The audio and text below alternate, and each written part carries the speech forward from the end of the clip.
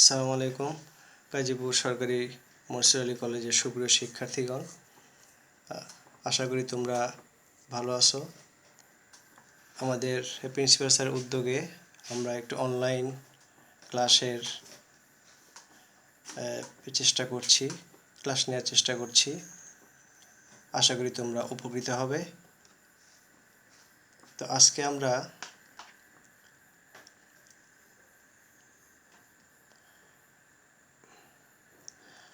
আজকে আমরা এই দ্বিতীয় পত্রের তড়িৎ রসায়নের ফ্যারাডের সূত্রের উপর কয়েকটা অঙ্ক করব। ফ্যারাডের দুইটা সূত্র, একটা প্রথম সূত্র এবং ফ্যারাডের দ্বিতীয় সূত্র। তো এগুলোকে ফ্যারাডের তড়িৎ বিশ্লেষণের সূত্র বলা হয়। তো আমরা সূত্রের বিবৃতিতে না যেয়ে এই সূত্রের যেটা প্রায়োগিক দিক, অর্থাৎ এই সূত্রের প্রয়োগের মাধ্যমে কীভাবে গাণিতিক প্রয়োগের মাধ্যমে কীভাবে অঙ্ক করা যায়, যেগুলো বিভিন্ন বোর্ডের এর আগে এসেছে, সেগুলো আমরা একটু সমাধান করার চেষ্টা করব। তো প্রথম সূত্রের যেটা গাণিতিক প্রকাশ, এটা হলো W প্রপোর্শনাল টু Q, অর্থাৎ কোনো তড়িৎ বিশ্লেষ্য পদার্থের মধ্য দিয়ে তড়িৎ চালনা করলে সঞ্চিত বা দ্রবীভূত পদার্থের পরিমাণ, এই যে W, এটা হলো প্রবাহিত চার্জের সমানুপাতিক, W প্রপোর্শনাল টু Q। তো এই যে প্রবাহিত চার্জ Q, এটা হলো এই যে Qটা হলো Q is equal two IT, অর্থাৎ প্রবাহিত চার্জের যেটা পরিমাণ, এটা হলো প্রবাহিত বিদ্যুৎ এবং সময়ের গুণফল, Q is equal two IT। তো এই যে সমানুপাতিক ধ্রুবক দেখা যাচ্ছে, এটা যদি আমরা তুলে দিই তাহলে এটা হয় W is equal two ZQ। এই জেডকে বলা হচ্ছে সমানুপাতিক ধ্রুবক, জেডটা হলো সমানুপাতিক ধ্রুবক। এই জেডকে বলা হচ্ছে তড়িৎ রাসায়নিক তুল্যাঙ্ক। এই জেড আবার ইজ ইকুয়াল টু M/NF। এমটা হলো পারমাণবিক ভর, এনটা হলো চার্জের সংখ্যা, আর এফটা হলো ফ্যারাডের ধ্রুবক। যেমন আমরা একটু দেখি, এখানে এই যে কুমিল্লা বোর্ড 17তে একটা উদ্দীপক দেওয়া ছিল চিত্রাকারে, সেখানে অ্যানোড বলা ছিল, ক্যাথোড বলা ছিল এবং ক্যালসিয়াম ক্লোরাইড এটার দ্রবণ চিত্রে দেয়া ছিল। তো এই যে ক্যালসিয়াম ক্লোরাইডের ক্ষেত্রে এই যে এম, এটা হবে 40, কারণ এটা আণবিক ভর হলো 40। এটা আমরা একটু পরে আসব। তাহলে জেডটা হলো এম, অর্থাৎ আণবিক ভর, এই যে ক্যালসিয়ামের আণবিক ভর, এই যে ক্যালসিয়াম। এনটা হলো চার্জের সংখ্যা, এই যে ক্যালসিয়াম, এটা চার্জ, অর্থাৎ দ্রবণে ক্যালসিয়ামটা ক্যালসিয়াম আয়ন হিসেবে থাকবে, ক্যালসিয়াম 2+। তাহলে এটা হলো এনটা হলো এই যে 2, এই যে 2+, এই যে 2টা হলো এন। আর এফটা হলো ফ্যারাডের কনস্ট্যান্ট, এটা হলো 96500, এটা মুখস্থ করতে হবে। তাহলে ZQ, জেডটাকে আমরা জানলাম তড়িৎ রাসায়নিক তুল্যাঙ্ক, এটা আবার M/NF, আর Q ইজ ইকুয়াল টু হলো IT, এটা আমরা দেখাই দিলাম। তাহলে এই যে জেড এবং কিউ, এই যে জেড এবং কিউ, এই দুটার মান যদি আমরা এখানে বসাই দিই, তাহলে এটা মূল সূত্রটা হয় এরকম, W is equal two MIT/NF। এমটা হলো তো এই বিশ্লেষ্য পদার্থের আণবিক ভর,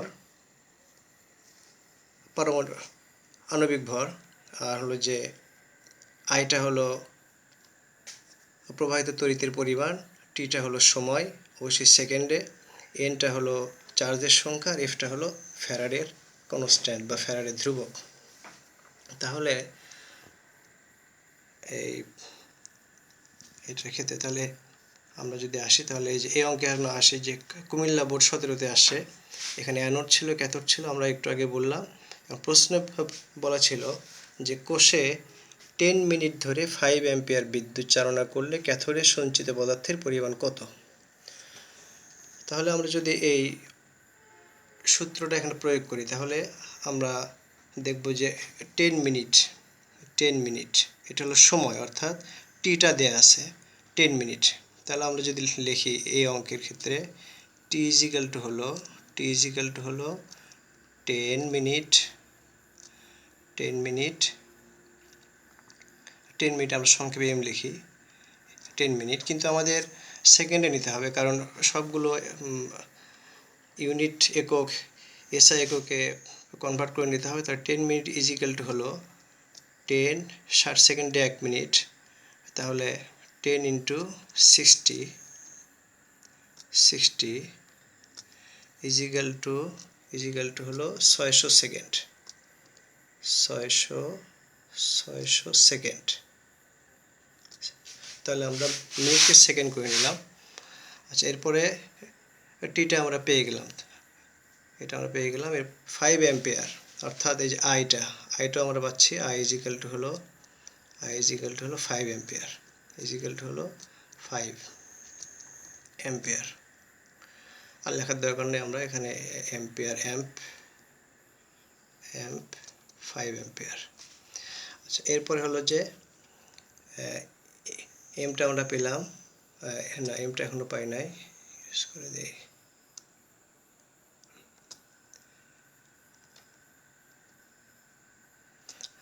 আমরা পেলাম টিটা পেলাম, এরপর হচ্ছে আইটা হলো 5 অ্যাম্পিয়ার, এটা পেলাম।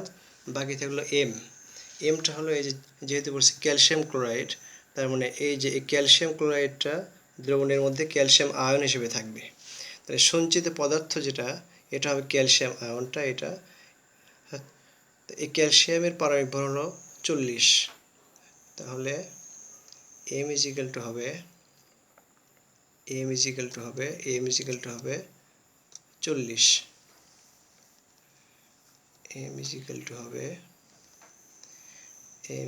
টু 40। তাহলে আমরা এই এমটাও পেয়ে গেলাম। এরপরে হলো এন মানে হলো চার্জের সংখ্যা। এই যে ক্যালসিয়ামের এই চার্জ হলো 2+, এর অর্থ হলো এন ইজিক্যাল টু হলো 2, এই যে 2+2। এরপর এফটা হলো এফটা দেখা যাচ্ছে যে আমরা এই যে, তাহলে এই যে এম হলো 40, এটা আমরা লিখলাম, এই দেখেন 40, টিটা 5 অ্যাম্পিয়ার, এটা আমরা লিখছি 10 মিনিট। তাহলে সবগুলো রাশি লেখা শেষ। ক্যালসিয়ামের চার্জ আমরা লিখছি 2, পারমাণবিক ভর 40 আমরা লিখছি 40, 5 অ্যাম্পিয়ার আমরা এখানে লিখছি। তার মানে এফ এর মানটা কিন্তু এই প্রশ্ন বা উদ্দীপক কোনো জায়গা থেকে আমরা পাচ্ছি না, অর্থাৎ এফটা হলো ধ্রুবক, এটা মুখস্থ করতে হবে 96,500। তাহলে এটা মুখস্থ রাখতে হবে। এটা কিন্তু প্রশ্ন বা উদ্দীপক কোথাও দেয়া নাই, এটা খেয়াল রাখতে হবে। তাহলে এই যে মানগুলো, এই সবগুলো মান যদি আমরা এই অঙ্কে W ইজিক্যাল টু MIT/NF, এটা আমরা একটু এখন মুছে দেই। সবগুলো মান আমরা দেখালাম।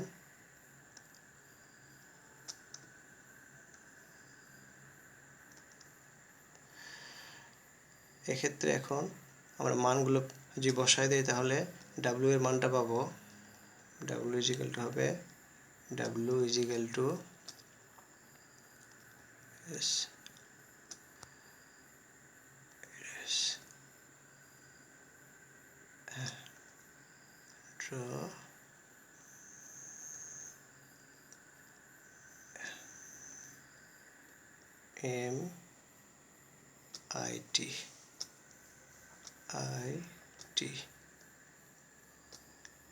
MIT তাহলে মানগুলো বসায় দিলে, তাহলে আমরা যদি মানটা পাই, তাহলে এমটা হলো 40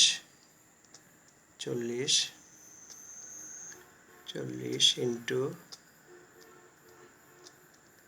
আইটা হলো এই যে 5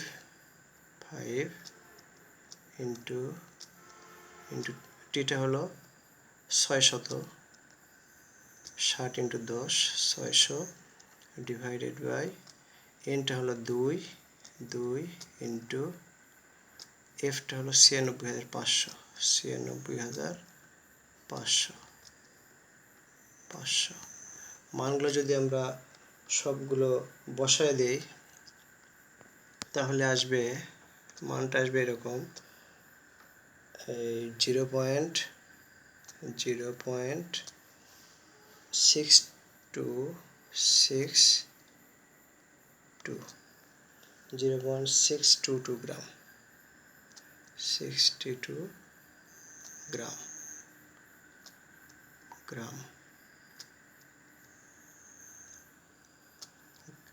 এটা হলো 0.622 গ্রাম।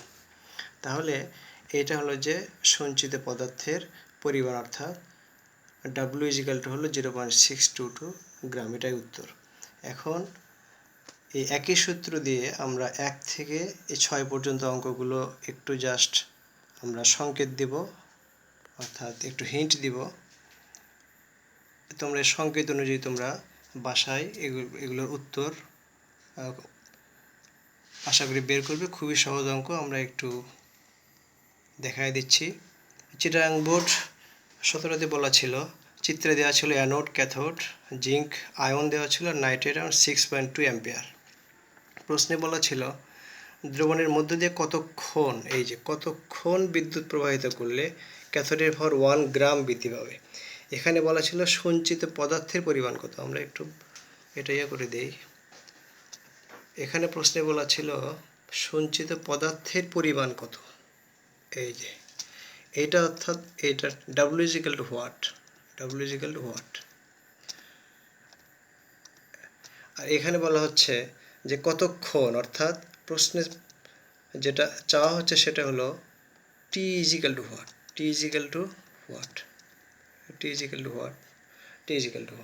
তাহলে আর কি দেওয়া আছে, জিঙ্ক 2+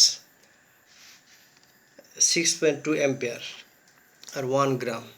তাহলে এখন আমাদেরকে যেটা করতে হবে সেটা হলো যে খুবই সহজ জিনিস, যে এই সূত্র থেকে W = MIT/NF, এখান থেকে আমরা যেটা করব T এর মানটা বের করব। তাহলে এখান থেকে সহজে আমরা বের করতে পারি M ক্রস মাল্টিপ্লিকেশন, অর্থাৎ বজ্র গুণন, MIT হলো W ×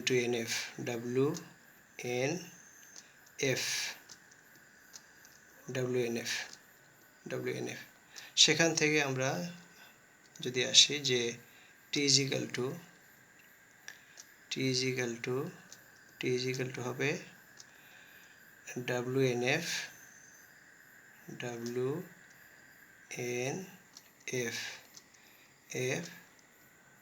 divided by MI।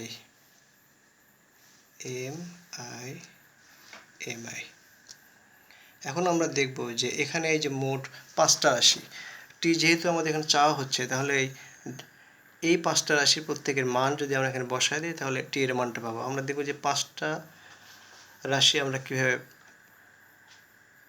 পেতে পারি।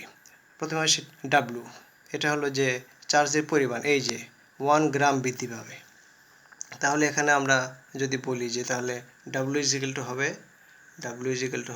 1 গ্রাম, এই যে 1 গ্রাম। Nটা হবে, যেহেতু জিঙ্ক 2+, এই যে 2+, তার মানে হলো Nটা হলো 2, N হলো 2।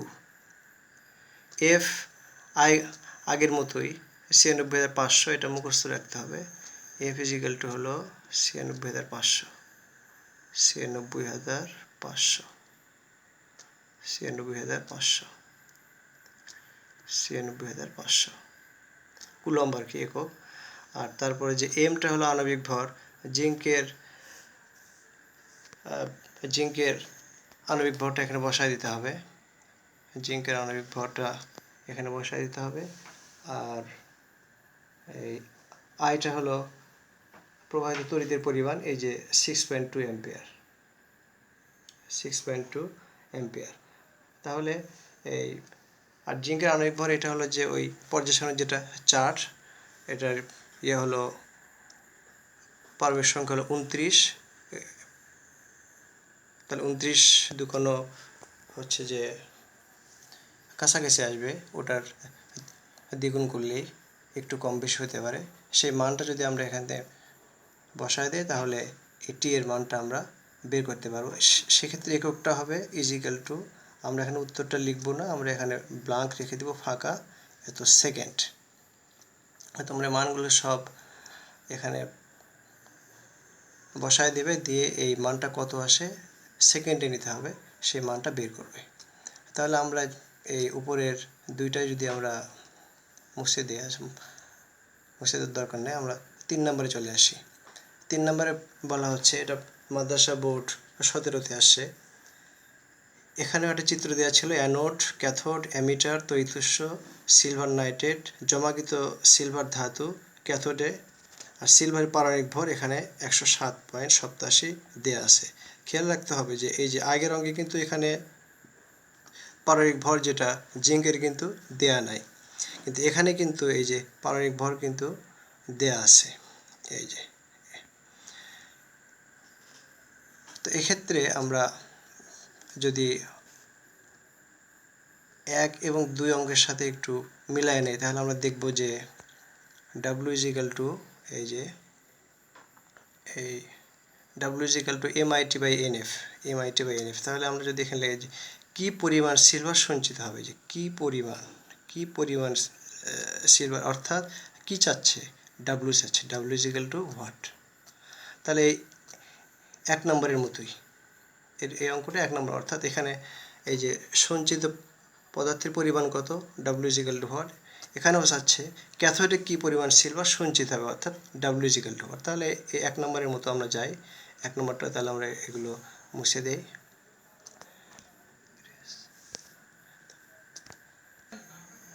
তাহলে আমরা এই যে এই 1 নম্বরের ক্ষেত্রে W এর মানগুলো আমরা সব মুছে দিলাম। তাহলে ওই আগের মতোই MIT/NF। তাহলে এই এমটা কত, এমটা বের করতে হবে, এমটা = হোয়াট। এটা আমরা একটু সংকেত দিয়ে দিই, এমটা হবে এই যে এইটা, এই যে এখানে অঙ্কে দেয়া আছে এম। তারপরে আইটা কত, আইটা কত, I = হোয়াট। এই আইটা এখান থেকে আমরা দেখব যে এটা হলো এই যে 6 অ্যাম্পিয়ার, এই যে 6 অ্যাম্পিয়ার। আচ্ছা, এরপরে T = what, T = what, 40 minute, এই যে 40 মিনিট, এই যে। কিন্তু খেয়াল রাখতে হবে এটা হলো মিনিট দেওয়া আছে, এটাকে সেকেন্ড করতে হবে, জাস্ট আগের মতোই 60 দিয়ে গুণ করতে হবে। এরপর হলো এন, এখানে হলো প্রশ্ন n = হোয়াট, n = হোয়াট। যেহেতু এখানে সিলভার আছে, সিলভারের চার্জ হলো +1, তাহলে সিলভার হলো +1। তাহলে যেহেতু এখানে এক আমরা লিখি না, তাহলে n এর মান হবে 1। এরপর এফ আগের মধ্যে 96,500, আর এই তো। তাহলে আমরা MIT/NF, আমরা এম পেলাম, আই পেলাম, টি পেলাম, এনটাও পেলাম 1, আর এফটা তো ধ্রুবক 96,500। মানগুলো বসায় দিলে এটার উত্তর চলে আসবে। অনুরূপভাবে 4 নাম্বার, কি পরিমাণ ধাতু জমা হবে, এটা হচ্ছে W = হোয়াট, হোয়াট। জাস্ট আগের মতোই খেয়াল রাখতে হবে যে এই যে ফেরাস সালফেট দ্রবণ, ফেরাস সালফেট, এটা হবে, ফেরাসটা হবে আয়রন 2+ হিসেবে থাকবে, Fe2+, অর্থাৎ n এর মান হবে এক্ষেত্রে 2, n এর মান হবে 2। বাকি সবগুলো এখানে দেওয়া আছে, 10 মিনিট, এটাকে সেকেন্ড করতে হবে, অ্যাম্পিয়ার, সবগুলো মান বসাই দিলে আমরা W এর মান পাবো। দিনাজপুর বোর্ড 15তে আসছে, 250 অ্যাম্পিয়ার বিদ্যুৎ 40 মিনিট চালনা করলে কত গ্রাম ধাতু ক্যাথোডে জমা হবে। এই যে কত গ্রাম ধাতু, অর্থাৎ এই ক্ষেত্রেও কিন্তু W চাচ্ছে, W = হোয়াট। জাস্ট আগের মতোই এটা আশা করি তোমরা বের করবে। বরিশাল বোর্ড 15তে নিকেল লবণের দ্রবণ, এখানে বলছে লবণের দ্রবণের 60 মিনিট ধরে 0.1 অ্যাম্পিয়ার বিদ্যুৎ চালনায় ক্যাথোডে কী পরিমাণ ধাতু জমা হবে, এটাও আগের মতোই। 7 নম্বরটা হলো ফ্যারাডের দ্বিতীয় সূত্র, এটা আজকে আমাদের আলোচ্য বিষয় না, আমরা তাহলে 1 থেকে 6 পর্যন্ত বিভিন্ন বোর্ডে 15 সাল থেকে এই যে 17 সাল এবং 18 এবং 19-এও হলো যে এরকম অঙ্ক পরীক্ষায় আসছে। তো তোমরা এই 1 থেকে 6 পর্যন্ত এই সবগুলো অঙ্কের আনসার লিখে তোমরা বাড়িতে এগুলো আশা করি প্র্যাকটিস করবা। আজকের মতো এ পর্যন্তই। সবাইকে ধন্যবাদ।